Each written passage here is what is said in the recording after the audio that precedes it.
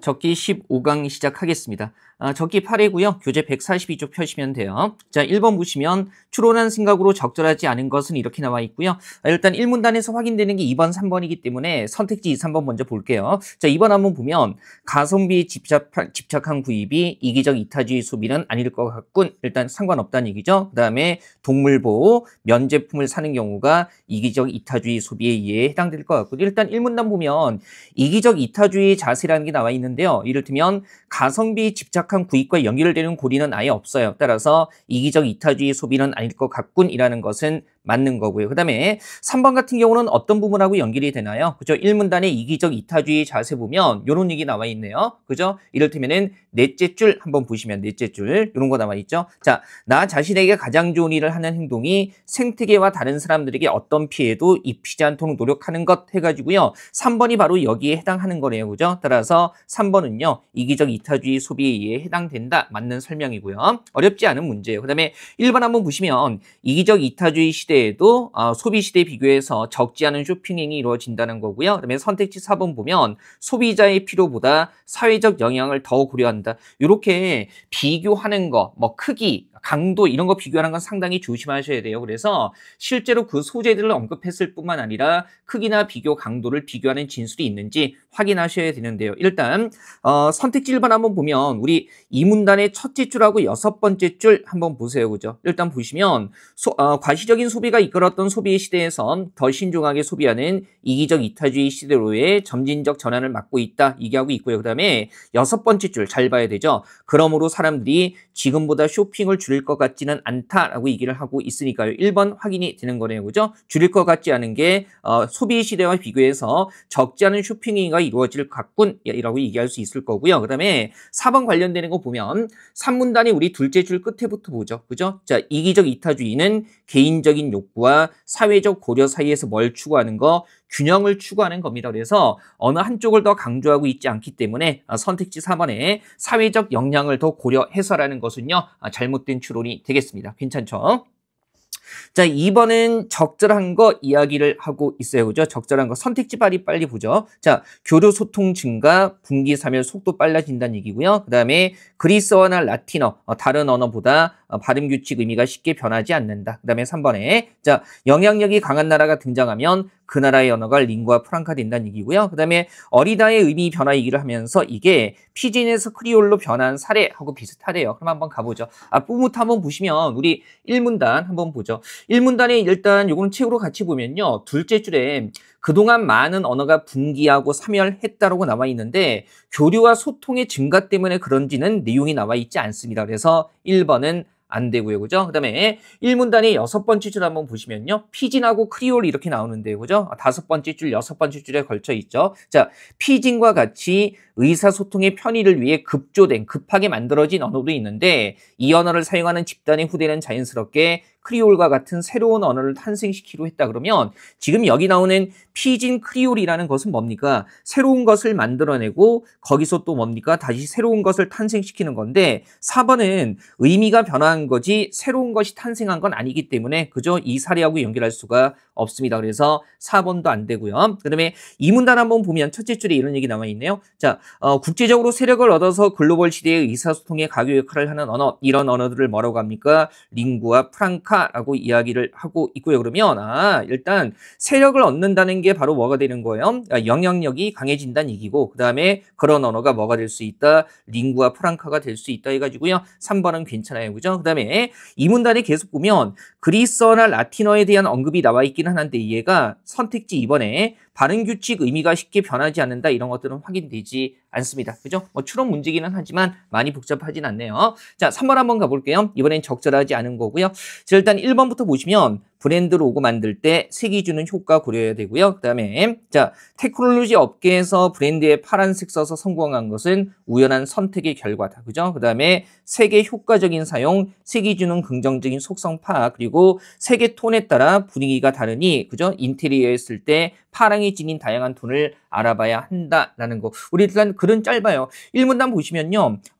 일단 파랑에 대해서 얘기를 하고 있는데요. 셋째 줄에 파랑은 테크놀로지 업계에서 선호하는 색이다 라고 얘기를 하고 있거든요. 그래서 소통의 색으로서 소셜미디어와 잘 어울리기 때문에라고 나와 있거든요. 그러면 이거 그죠? 업계에서 선호를 한다는 것은 뭡니까? 소통의 색으로서 잘 어울리기 때문에 그러면 이유가 있었던 거죠. 따라서 우연한 선택의 결과라고 얘기할 수는 없습니다. 그죠? 정답 2번 바로 확인할 수 있을 거고요. 나머지 확인해 보죠. 1번은 어디 나와 있나요? 1번 한번 보면 색이 주는 효과. 그죠? 이를테면은 파랑을 상징색으로 사용한 브랜드가 파랑의 긍정적인 가치로 드러날 경우도 있지만 그렇지 못할 때는 차갑고 불친절하고 그다음에 무심한 느낌의 부정적인 가치로 나타나기도 한다라고 했으니까요. 그러면 어떻게 쓰느냐에 따라서 효과가 달라지니까 그죠? 로고를 만들 때 1번 색이 주는 효과 고려해야 될 거고요. 그다음에 잘못 사용하면 부정적인 가치로 나타나기도 하기 때문에 그죠? 긍정적인 속성을 잘 파악해야 한다는 것도요. 바로 이 부분에서 드러나는 거고요. 그죠? 그다음에 4번도요. 이 문단 보시면 어두운 톤의 파란색, 그죠? 뭐 이런 거, 그 다음에 또 어떤 것도 있어요. 예, 밝은 파란색, 이렇게 해가지고요. 요 분위기가 톤에 따라 달라진다라고 나와 있기 때문에 그러면 살짝 응용해서 인테리어에 쓸 때도 파랑이 지닌 다양한 톤을 알아봐야 하겠죠. 그죠? 한번 보시고요. 자, 4번 한번 가보죠. 글쓴이의 견해로 적절하지 않은 것 이렇게 얘기하고 있고요. 그죠? 자, 일단 보니까 밑줄이 기억하고 니은 이렇게 나와 있어요. 그죠? 우리 일단 선택지 봐야 되는데 1번에 기억은 고급 문화와 엔터테인먼트 사이의 위계성을 설명하지 못한다. 위계성이라는 것은 뭡니까? 위아래에 등급이 존재하는 성질이죠. 그죠? 근데 일단 보면 요거 바로 확인할게요. 첫 번째 입장은 엔터테인먼트가 고급 문화를 차용해서 타락시키는 것이고 그 다음에 엔터테인먼트가 어디에? 고급 문화에 종속돼 있다고 그랬죠. 우리 왜 종속이라는 말만 잘 알아도 이 문제는 풀리는데요. 종속이라는 말 자체가 주가 되는 것에 딸려 붙은 것을 종속이라고 얘기를 하는 거죠. 그러면 지금 엔터테인먼트가 뭡니까? 고급 문화에 종속된 거니까 고급 문화가 위고요. 엔터테인먼트가 아래가 되는 거죠. 따라서 기억 같은 경우는요. 위계성과 관련이 되어 있는 거고요. 그 다음에 이 문단에 나와 있는 글쓴이의 견해도요. 첫 번째 입장은 다양한 가치를 이상적인 진리 안에 종속시킴으로써 그러면 종속되는 게 다양한 가치인데 얘가 바로 뭐에 대응되는 거예요? 엔터테인먼트에 대응되는 거고 그 다음에 이상적인 진리가 고급 문화에 대응이 되는 거죠. 그래서 종속시킨다는 얘기 나와 있기 때문에 위계성을 설명하지 못하는 게 아니라 위계성이 설명이 되는 겁니다. 그죠? 그 다음에 2번 한번 보시면 이것도 같은 맥락인데요. 기억은 대중예술과 엔터테인먼트에 비해 고급 예술과 고급 문화의 우월성을 강조한다라는 거죠. 당연히 뭡니까? 그죠?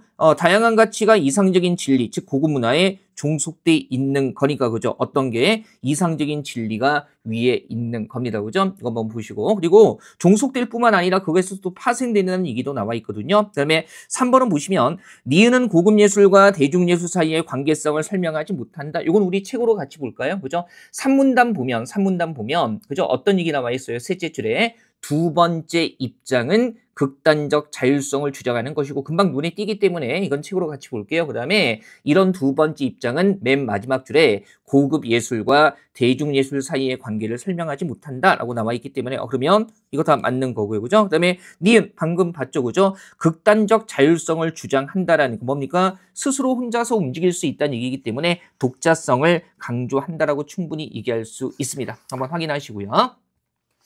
자, 5번은 추정하기 어려운 내용이라고 얘기를 하고 있어요. 그래서 지금 보면 상층 남성들 상중의 예법에 엄격했고요. 그 다음에 혼자 소설 볼 때 소리내어 읽었다. 그 다음에 하층에서도 창작했다라는 거. 그 다음에 상층 아닌 하층도 소설을 즐겼다라는 거죠. 그러면 일단 가 부분에 한번 보면요. 그죠? 부윤공의 부인 이 씨가 우연히 업문 소설을 읽다가 그 소리가 밖으로 들렸다 그러면 뭡니까?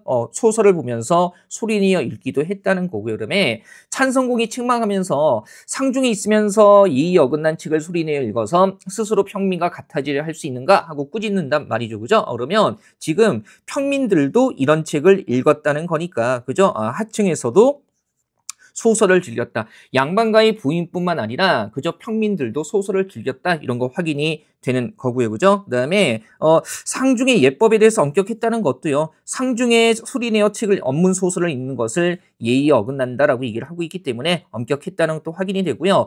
나에 보면 정리수에 대한 정보가 나와 있는데요. 사람들이 많이 둘러싸서 구경을 하고 뭐 듣고 그다음에 요전법 같은 게 나와 있는데 지금 하층에서 소설을 창작하는 사람이 많았다라는 정보는요. 제시문 어디에서도 확인되지 않습니다. 그래서 정답 3번 이 문제 어렵지 않았죠? 6번 한번 가볼게요. 6번. 자, 가를 바탕으로 나에 담긴 글쓴이의 생각을 적절히 추론한 것은 얘기하고 있고요. 일단 보니까 1번부터 보죠. 실용적 기술이라는 거 1차적으로 경험적 사고의 토대를 둔다. 뭐 긍정하는 맥락으로 연결되기 때문에 핵심 키워드만 체크하면 되죠. 그다음에 2번에 세계는 변화 그리고 일상생활에서 합리론적 사고를 우선해야 한다. 3번에 자, 과학 연구는 합리론을 버리고라고 얘기하고 있어요. 그러니까 과학 연구와 합리론을 지금 반대 범주에 놓고 있는 거죠. 그다음에 경험론을 바탕으로 해야 된다. 그리고 감각에 대한 신뢰 어느 분야에서나 요구된다라고 얘기를 하고 있어요. 우리 왜 6번 같은 지문은 잘 봐야 되는 게요. 하나의 대상에 대해서 대립되거나 상반되는 입장이 나올 때는요. 글이 짧아도 도식화하는 게 굉장히 중요하죠. 지금 보니까 읽어보면 되죠. 가에서 감각에 대해서 얘기를 하고 있는데 합리론이라는 것은 감각에 대해서 뭐예요? 비판적이니까.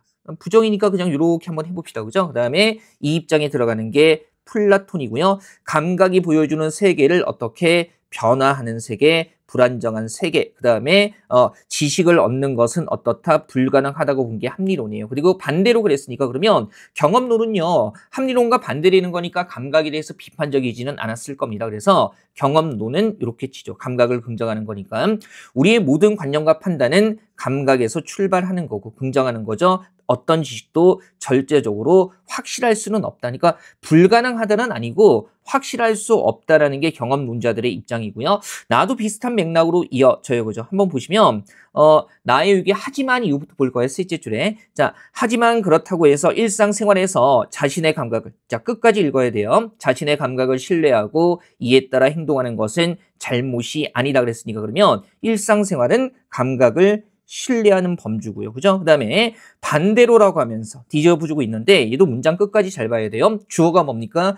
실용적 기술 개발이나 평범한 일상적 행동과는 달리 그랬으니까 요거 대립되는 거고요. 과학적 연구라는 것은 경험, 즉 감각에 대해서 뭐 경계심을 유지한다 그랬으니까 과학적 연구는 감각에 대해서 부정적인 입장이고요. 이것과 대립되는 실용적 기술 개발이라든가 평범한 일상적인 행동 같은 경우는 감각이나 경험을 긍정하는 맥락이라고 볼 수 있겠죠. 우리 일치 문제든 추론 문제든 같은 범주에 있는 것들을 연결해야만 맞는 진술이 되는 겁니다. 그러면 일단 볼게요. 1번에 바로 해보죠. 실용적인 기술 여기 나와 있네요.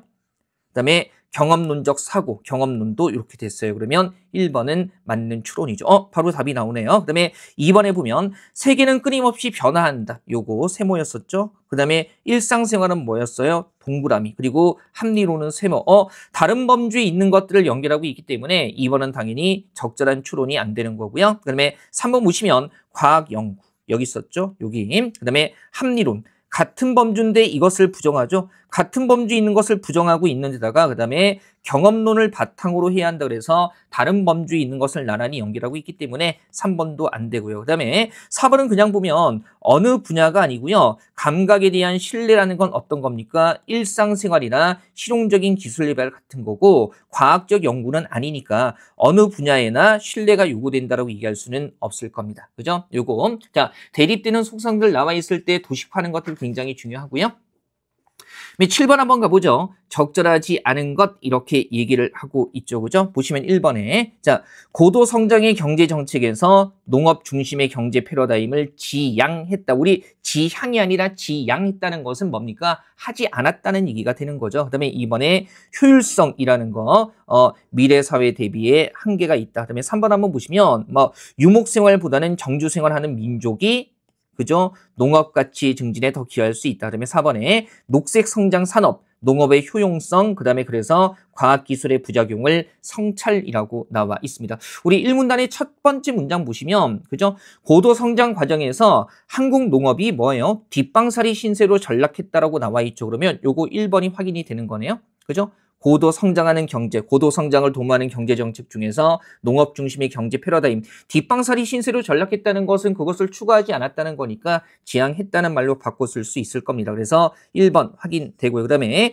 2번 같은 경우는 어디 나와 있나요? 우리 왜 이 문단의 넷째 줄 보면요. 여기네요. 이 문단의 넷째 줄. 제가 줄수 얘기할 때는 우리 교재 기준이에요.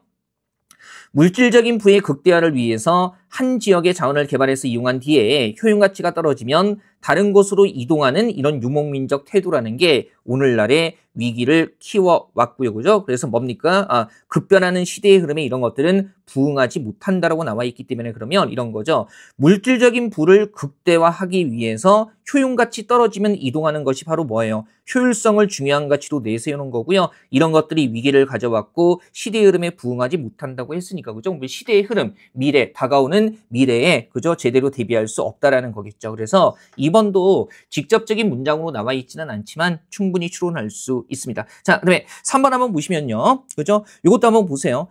뒤에 보면 정주민의 문화적 지속성을 존중하는 농업의 가치가 새롭게 조명받는 이유에 주목할 만하다 그러면 이것은요. 그죠? 정주민의 문화적인 지속성을 존중하는 농업의 가치가 오히려 뭡니까? 급변하는 시대의 흐름에 부응할 수 있다라는 거고요. 그죠? 그다음에 농업의 가치가 새롭게 조명받는다라고 얘기를 하고 있으니까 그러면 농업의 가치 증진에 더 기여하는 건 뭐가 되는 거예요? 정주민의 정주 생활을 하는 민족이 되는 거겠죠. 3번 맞고요. 다만 얘는 답은 되게 쉽게 보이는 게 이문단 쪽에 그죠? 이문단 쪽에 한번 보시면 밑에서 세 번째 줄이에요. 여기죠. 과학기술의 눈부신 발전 성과를 수용해서 새로운 상품과 시장을 창출할 수 있는 녹색 성장 산업으로서 농업의 잠재적 가치가 중시되고 있다라는 거 그러면 지금 과학기술의 발전 성과를 뭐해서 수용해서라고 얘기를 하고 있는데 여기서는 지금 부작용을 성찰한다라고 얘기를 하고 있기 때문에 4번은 적절하지 않습니다. 그죠? 부작용을 반성하는 게 아니라 그죠? 눈부신 성과를 수용해야 그죠? 녹색 성장 산업으로서의 잠재적 가치가 중시된다. 뭐 이렇게 연결이 되는 거죠. 자, 이런 것들 쉽게 나온 거기 때문에 너무 복잡하게 사고 전개할 필요 없습니다. 그죠? 이거 한번 확인해 주시고요. 자, 8번이요. 적절하지 않은 거 나와 있고요. 자, 일단 1번 보시면 현재 인간의 가치 불변의 절대적 가치로 인정할 수 없다. 그 다음에 2번에 변화 과정에서 열망과 상상력이 끼친 영향 긍정형이죠. 그 다음에 변화 중에서 상상력 바탕으로 실현된 세계에 변함이 없었다. 그 다음에 4번 보면 자 21세기 과학기술과 상상력의 위상의 변화라고 얘기를 하고 있습니다. 일단 1문단 첫째 줄 보시면요. 인류 역사는 변화를 거듭해왔고 그 다음에 그 변화 속에서 세계관이나 가치관이 다양하게 바뀌었다라고 얘기를 하고 있기 때문에 그러면 뭡니까? 현재 가치도 얼마든지 바뀔 수 있다는 점에서 불변의 변할 수 없는 절대적 가치로 인정할 수 없다라는 건 맞아요. 그죠? 그 다음에 2번 하나 한번 보시면 이건 책으로 좀 볼까요? 우리 1문단의 마지막 두 줄 보면 이런 얘기가 나와 있죠? 이건 써볼게요. 자, 지속적인 변화의 배경에는 늘 인간의 뭐가 있었다? 맞아요. 인간의 열망과 상상력이 있었다라고 이야기를 해주고 있고요. 그 다음에 이런 얘기를 2문단으로 이어가면서 그죠? 뭡니까? 과학기술의 진보, 문명의 진정 과정에서 열망과 상상력이 우선했고 이것들이 창조와 혁신을 가져왔다라고 얘기를 하고 있기 때문에 그러면 이번에 이런 변화 과정에서 열망과 상상력이 끼친 영향이 크다는 것도 확인이 되고요. 그죠? 그다음에 이런 상상력이 뭐예요? 그죠? 창조, 혁신, 변화를 가져왔다고 얘기를 하고 있기 때문에 세계의 모습은 변함이 없었다는요. 적절한 추론이라고 볼 수 없습니다. 그다음에 4번은 3문단에서 확인되는데요. 그죠? 이를테면 한번 보면 21세기 디지털 테크놀로지와 신과학들은 상상력의 위상을 다시 생각하게 하면서 이제 뭡니까? 실현이 불가능하다고 여겨서 공상 수준에 그쳤던 일들이 실로 구현되는 상황. 그래서 이제 이어서 조금 더 보면 3문단 넷째 줄에 21세기 최첨단 과학기술에 힘입어 상상력의 지평이 넓어졌다라고 얘기를 하고 있기 때문에 그러면 과학기술과 상상력의 위상관계에 변화가 일고 있다. 다시 생각하게 하고 그 다음에 지평을 넓혔다라고 이야기를 하고 있기 때문에 그죠? 당연히 위상관계에 변화가 일고 있다라고 말할 수 있을 겁니다. 자, 그 다음에 9번 한번 가보죠. 자, 적절한 거 얘기를 하고 있고요. 일단 1문단에서 핵심은 뭐냐면 나바우인의 뭡니까? 시간 개념이죠. 그래서 둘째 줄에 시간은 공간과 같다라고 얘기하면서요. 즉 지금 여기만이 실제하며 미래라는 것은 현실감을 거의 주지 못한다라고 하면서 이제 사례를 들어주고 있는 거죠. 그죠? 그래서 좋은 말 다음에 줄게 보다는 뭡니까? 지금 안 좋은 말이라도 지금 주는 것에 그저 기뻐한다라는 겁니다. 그래서 나바우인은 이런 거죠. 이 문단의 마지막 세 줄인데요.